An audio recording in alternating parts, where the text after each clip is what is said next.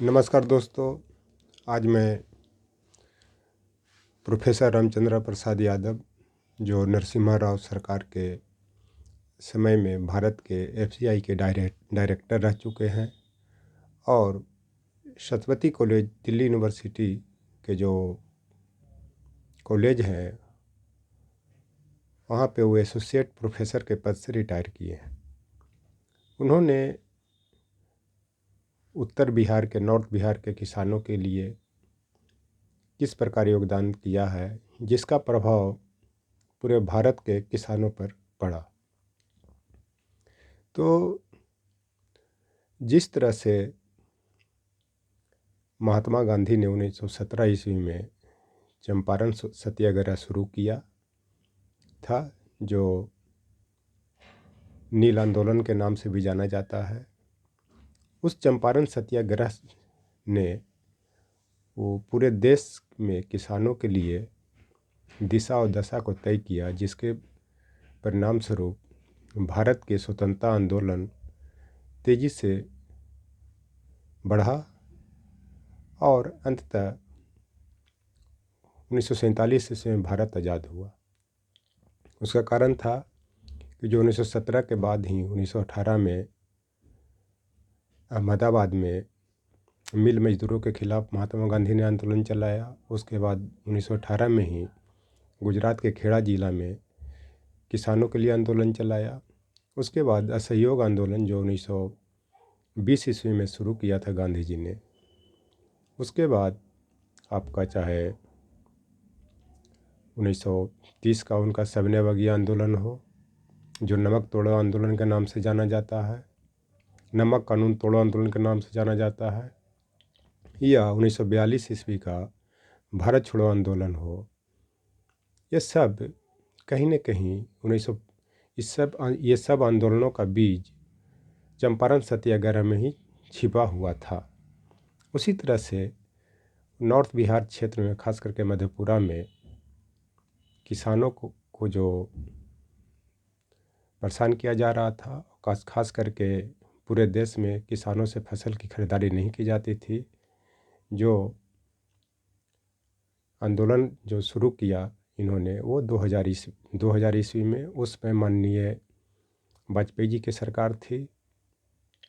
तो इन्होंने लोगों से संपर्क किया, मधेपुरा के क्षेत्र के लोगों से, कि किसान के फसल जो खरीदे नहीं जाते हैं, उसके बाद कितना नुकसान हो रहा है।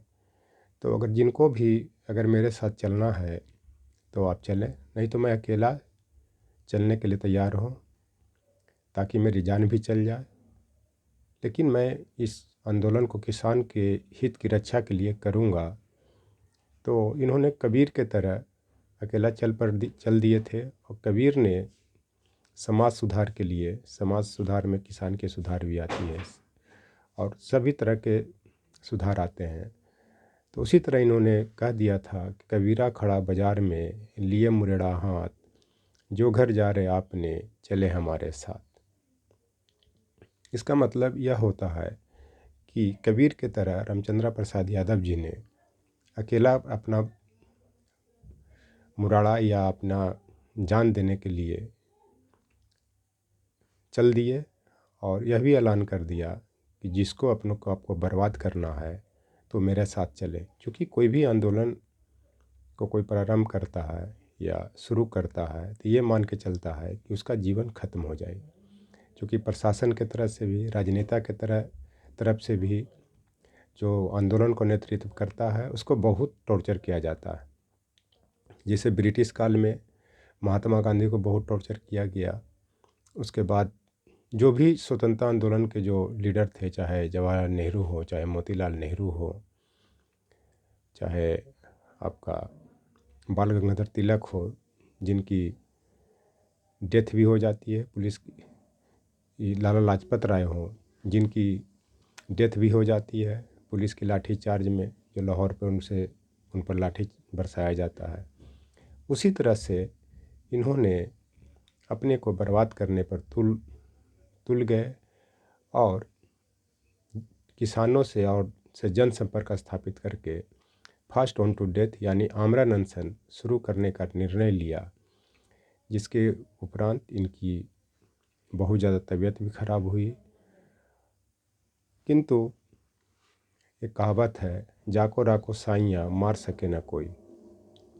इसका मतलब यह होता है कि जब कोई अच्छा काम करता है तो उसको जब तक भगवान नहीं मारेंगे उसको इस पृथ्वी पर कोई भी नहीं मार सकता। ये इतिहास उठा के देख लीजिए, एक नैतिकता भी है। तो इसी तरह से जब इन्होंने आमरण अनशन शुरू किया और लगभग 10 से 15 दिन तक इनकी हालत ख़राब होने लगी, तो अंततः इसका प्रभाव बिहार में ही नहीं पूरे देश पर पड़ने लगा और ख़ास करके उत्तर प्रदेश में भी ये फसल की खरीदारी होने लगी।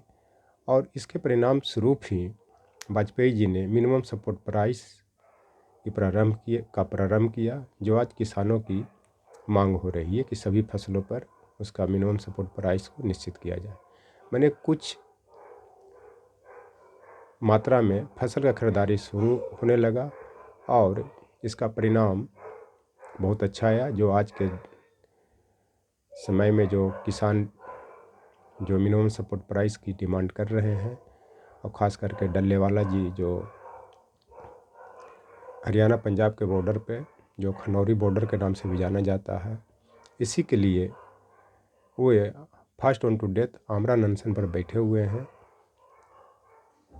किंतु सर्वोच्च न्यायालय के द्वारा बार बार हस्तक्षेप किया जा रहा है। इन किसानों से, इन किसान नेता से बात की जाए ताकि किसान की हितों की रक्षा की जाए।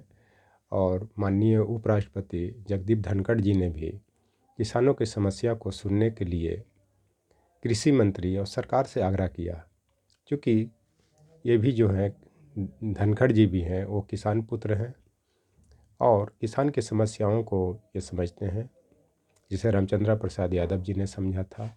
और कहीं न कहीं आज जो देश में मिनिमम सपोर्ट प्राइस की बात हो रही है, या और जो भी समस्याएं किसान के हैं, इनका लिंक कहीं न कहीं रामचंद्र प्रसाद यादव जी के आंदोलन से जुड़ा हुआ, जो उत्तर बिहार के मधेपुरा से शुरू हुआ था।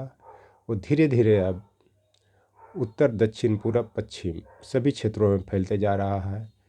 इस तरह से कहा जाए तो ये जो वर्तमान किसान आंदोलन का जो बीज है, वो उत्तर बिहार के मधेपुरा में जो रामचंद्र प्रसाद यादव जी ने जिस किसान आंदोलन को लीड किया था, उसकी ही देन है। इस तरह से ये महान व्यक्तित्व वाले व्यक्ति को देशवासी आभारी है और इनकी लंबी आयु की कामना करते हैं, ताकि जो आदमी पेड़ लगाता है उसकी छाया जब सभी लोगों पर पड़ने लगता है और गर्मी से राहत मिलती है, तभी उस आदमी को याद किया जाता है। थैंक्स।